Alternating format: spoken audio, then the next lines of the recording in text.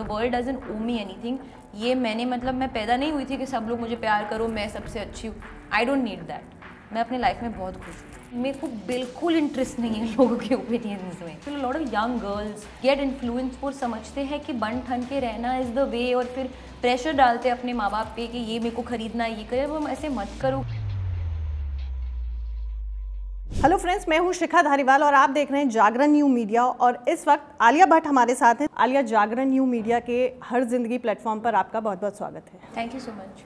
इंशाअल्लाह से शुरुआत होने वाली थी, लेकिन गंगूबाई बहुत ही ट्रेलर बहुत ही इंटरेस्टिंग नज़र आ रहा है और बहुत ही पावरफुल कैरेक्टर में आप नज़र आ रहे हैं। वो कहते हैं ना कि कभी कभी मतलब यूनिवर्स आपके सपनों को सुन लेता है और जो आप एनर्जी वापस डालते हो वो आपको एक्चुअली मिल जाता है। तो वही मुझे ऐसे लगा कि इंशाल्लाह के साथ हुआ। जब सर के ऑफिस से मुझे फ़ोन आया कि वो मिलना चाहते हैं और एक फ़िल्म करना चाहते हैं आपके साथ, मैं बहुत एक्साइटेड हो गई। हमने प्रेप किया, पर फिर वो फिल्म शेल्व हो गई।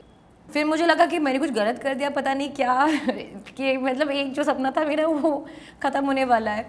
और फिर गंगूबाई की स्क्रिप्ट और नरेशन मुझे मिली, क्योंकि sir being true to his words, मैं आपके साथ पिक्चर बनाऊंगा और ये एक्चुअली पिक्चर मुझे बनानी है। और उस टाइम पे मैं काफ़ी डर गई थी, क्योंकि ये बहुत ही डिफ़िकल्ट और एकदम अलग सा जॉनर था। पर मेरे दिमाग और मेरे जहन में बस एक ही बात चल रही थी कि मुझे सर के साथ काम करना है। मुझे एक संजय लीला बंसाली हीरोइन बनना है मेरी लाइफ टाइम में एक बार, और अगर 3 बार या 4 बार भी हो गया तो अच्छा ही है, पर एक बार तो बनना ही बनना है। और इन अ वे फिर मैं सोच रही थी जब हमने शूटिंग शुरू की कि ये एक्चुअली सबसे बेस्ट अपॉर्चुनिटी था मेरे लिए, क्योंकि ये सिर्फ मेरे ये film in and as Gangubai Kathiawadi है। तो वो जो 1-on-1 सोलो एक्सपीरियंस जो मुझे सर के साथ इस फिल्म के साथ मिला, शायद मुझे इंशाल्लाह के साथ या कोई और पिक्चर के साथ ना मिलती। जैसा कि आपका बचपन से ही ड्रीम था कि संजय सर के साथ आपको काम करना है, तो जब आप उनके साथ सेट पे गई और शूटिंग शुरू हुई तो कहीं ना कहीं घबराहट थी कि पता नहीं कितने सारे रीटेक्स होंगे या कैसा? रीटेक से मुझे कुछ घबराहट नहीं होती है, क्योंकि आप जब फाइनल पिक्चर देखते हो, आप पे टेक नंबर नहीं लिखा होता है। सीन जैसे कटती है, आपको पता भी नहीं है कि कहाँ से कहाँ मूव हो रहा है। तो वो टेक से कुछ मुझे फ़र्क नहीं पड़ता। I can give 1 take in 40 takes, but अगर मेरे को 40th टेक में एक पता नहीं एक मैजिकल परफॉर्मेंस मिल जाएगा और वो फाइनली प्रिंट में छपेगा, तो फिर वो फर्स्ट टेक का क्या फ़ायदा। तो टेक से मुझे कोई स्ट्रेस नहीं है। हाँ, एक घबराहट तो डेफिनेटली थी, क्योंकि मुझे एक एक्सपेक्टेशन है कि मैं सर को निराश नहीं करना चाहती थी। मैं चाहती थी कि वो मेरे काम से खुश हो, सेटिस्फाइड हो, इम्प्रेस्ड हो, all those things you want to make a good mark. और अब जब फिल्म रिलीज़ पे है, अब मैं चाहती हूँ कि ऑडियंस उसे पसंद करे। तो वो घबराहट तो कभी मेरी लाइफ में ख़त्म होती नहीं है। You know, it makes you also work harder और आपसे अच्छे अच्छे काम भी करवाते हैं। घबराहट I think in a way is quite a natural motivator. जब मैंने आपका ट्रेलर देखा या टीज़र, फिल्म से रिलेटेड गाने भी देखे, तो उसमें ऐसा नहीं लगता आलिया भट्ट है, ऐसा लगता है जैसे रियल गंगूबाई है। तो मैं आपसे जानना चाहूँगी कि कितनी उस पर मेहनत करनी पड़ी और क्या आप कमाठीपुरा या काठियावाड़ी में लोगों के बीच गई, उन फीमेल्स से भी मिली? पहले तो thank you, it's a very big complement when you say that. Secondly, हाँ, मैंने सिर्फ अपनी काठियावाड़ी एक्सेंट के लिए हमने एक डिक्शन कोच को हायर किया था, भक्ति नाम है उनका। तो उन्होंने मुझे असिस्ट किया और इम्प्रोवाइजेशंस में भी हेल्प किए। कमाठीपुरा मैं कभी गई नहीं, वो नौबत भी नहीं आई कि जाना पड़ा, क्योंकि वो कैरेक्टर स्क्रिप्ट में लिखा था। और ये जो कमाठीपुरा का वो जो गलियां भी है, ये सिर्फ एक बैकड्रॉप है। कहानी गंगूबाई के बारे में है और उसकी स्ट्रगल के बारे में है और अचीवमेंट्स के बारे में है। वो मोमेंट में एक्चुअली ऐसे एक फीलिंग नहीं हुआ कि मुझे रिसर्च के लिए वहाँ जाना पड़ेगा। अच्छा वही होगा, सर और मैं साथ में बैठ के इस कैरेक्टर को फ्रॉम द स्क्रैच क्रिएट करें। जब आपने ये फिल्म की, क्योंकि आप तो इस कैरेक्टर को जी रही हैं, तो किस तरीके से देखती हैं उनकी लाइफ को और कितना दर्द महसूस करती हैं? 2 किस्म के अप्रोच होते हैं दर्द को लेकर। या तो आप वो दर्द महसूस करके उसमें ही गुम हो सकते हो, या वो महसूस करके उसे दबा के उसको ही अपना स्ट्रेंथ बना के आगे बढ़ सकते हो। तो वो यही गंगूबाई की क्या बोलते हैं उसको मोटो थी। उसने वो जो सिचुएशन को अपने मुंह के सामने रख के उसको चैलेंज किया, और इसलिए वो गंगूबाई बन गई। इसलिए वो सबसे पावरफुल एक औरत इतनी यंग एज पे बन गई उस टाइम पे।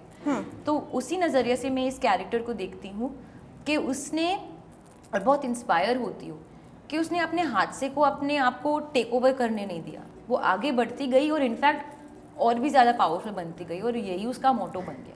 मैं कुछ पर्सनल लाइफ से रिलेटेड आपसे सवाल पूछना चाहूँगी। अगर सोशल मीडिया की बात करें, जब सोशली ट्रोल्स आप पे अटैक करते हैं तो उसको आप किस तरह से डील करती हैं?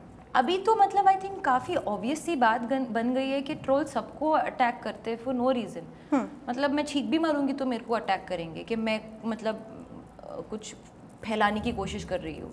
और ऐसे ही मेरा मानना है कि इट्स अ लिटिल मैन्युफैक्चर्ड, उसमें कुछ रियलिटी नहीं है। अगर मैं जितना भी पढ़ रही हूँ और समझ रही हूँ, इट्स ऑलमोस्ट लाइक जो बॉट्स होते हैं, ट्रोल्स होते हैं, मतलब उनका काम ही यही होता है। तो अगर उनको इस काम के लिए पैसे मिल रहे तो ये उनका रोज़ी रोटी है, तो मैं क्या करूँ।